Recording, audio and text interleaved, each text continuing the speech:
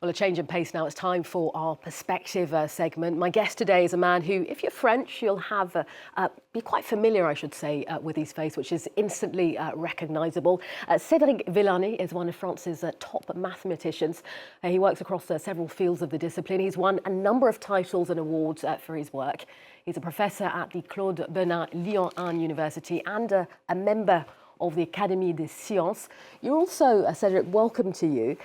Thank you, Rachel. You're also an author of the new book, Leçons de mathématique joyeuse. We've translated it. Tell us what you think of this translation. Lessons in joyful mathematics. Does that seem perfect? Yeah, it works for you? Joyful mathematics is important, and it was important for me to remind that there is joy in science, that science is an adventure, and that even if there are many things around the world and on your daily news brief that may sound dull, science is still shining and colorful. Well, that was going to be my first question. First, a warm welcome to you, Cedric Villani.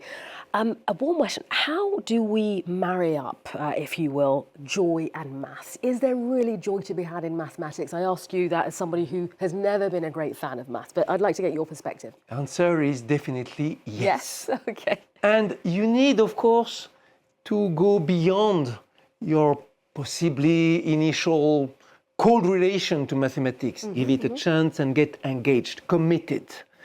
It's as in every form of art, I guess. How many of people around the world think, oh, classical music is not my type, big novels are not my type, and when they give it a go, they find, wow, there is so much emotion and depth in there. In mathematics, that's also the case. So joy is definitely there, according to you, Cedric. Tell me, you are obviously a distinguished mathematician. Around what age did you realise that you had a love of maths and essentially that you were good at maths?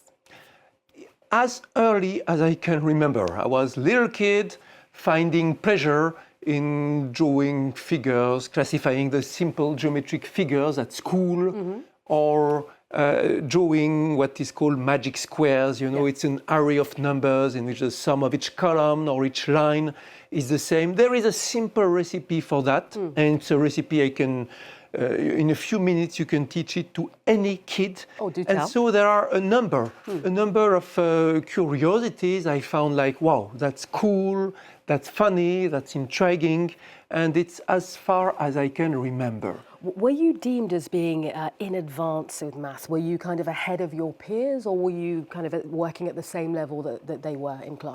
I was quite working, and I had quite good results in math, that's very clear, and I went through this very elitist French system, inherited from the empire and so on.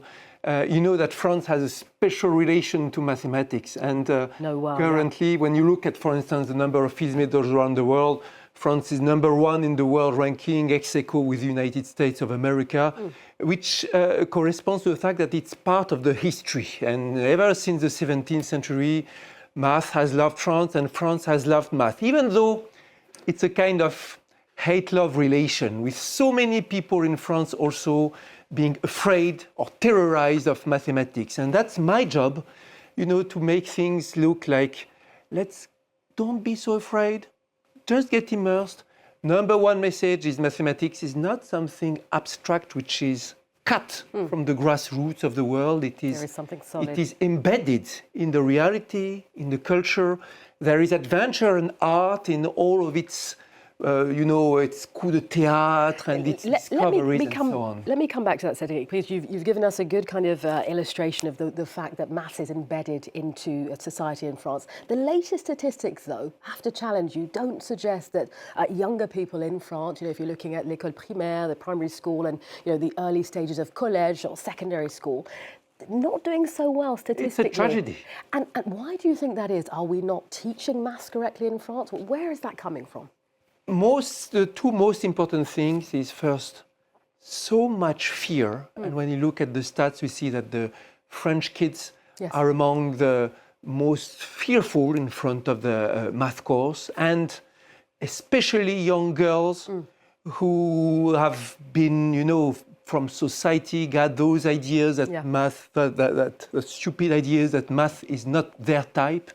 And so we have a level of anxiety which is enormous. There is the second is we are not giving enough confidence and credit to our teachers. That's my mantra. Stop being so anxious and let's love our teachers and give them a great round of applause. I learned my job with my teachers, not with my parents, a bit in the books, but mostly it was my teachers in public school, by the way, who taught me what is a mathematical proof, and that was become my specialty. My art developed year after year on problems that were more and more complex. And the feeling when you start mastering that very particular piece of strategy of reasoning that is mathematics is amazing. There is joy in understanding. It's very important to recall this. Nowadays, you hear all this like AI is going to think for you, solve problems for you, whatever. If you don't have the joy of solving the problems, what remains for you in life? Exactly. I want to come back to something you said that I think is interesting. I read a study recently, Cedric, that spoke about, girls and boys when it comes to maths, and the fact that we are innately encouraging boys and telling them that they are okay, more capable in maths than we do with girls. Once again, where does that come from? It comes from everywhere. That's the other tragedy. It comes from the ambient speech or some remarks sometimes said without thinking about it, sometimes by teachers or specialists of orientation or the parents. How many parents, even in learned families, dream for their son to be an engineer and for their daughter to be a nurse? And you have all these reflexes and bias inside the society that go around. In our world of images, it's even worse. We keep seeing, the male CEOs and the male programmers on the Instagram thread and so on, while there are the women doctors and whatever. And we have to fight against this. We have to shift that image. Go ahead. I was in charge in 2018 I was in Parliament in those days, in charge of a parliamentary report on AI. In those days, there had been a study showing that when you would ask in those days to Google search the images of CEOs, and the 95 first images were male CEOs. 96 was the Barbie CEO doll, which was like, since there, Google put a fix on it, like when you ask CEO, the program will give you men and women.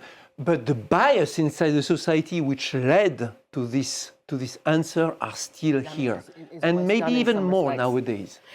Cedric, I'm conscious that we're running out of time, and there's so much to ask you. I want to talk a little bit about your stint in politics, because of course you've had a political career. You were part of Emmanuel Macron's party. You then created your own Green Party. What attracted you to politics? And I guess, is there a link between math and politics? Not so much. And history shows that there are some mathematicians who are great politics and others who were disaster in politics.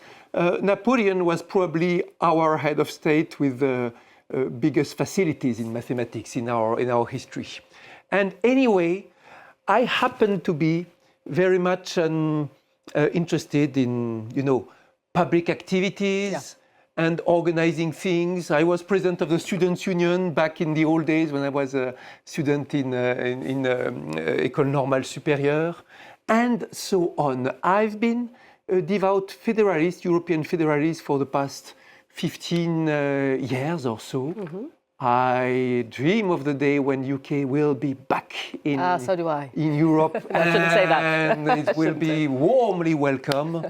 And I think it's, it's also one of the great projects that is so important to protect us from the dangerous world, be it in terms of military or in terms of cultural evolution. Nowadays, in the United States of America, there is an anti-science movement from the Trump administration, which is unheard from in the whole history of USA. There's never been such a strong push, setback against science and academic people. And to resist against such movements, it's important to have strong political institutions with large scale. On that note of resisting, Cédric Villani, it's been a pleasure speaking to you for our pleasure, Perspective Rachel. programme. Thanks very much indeed.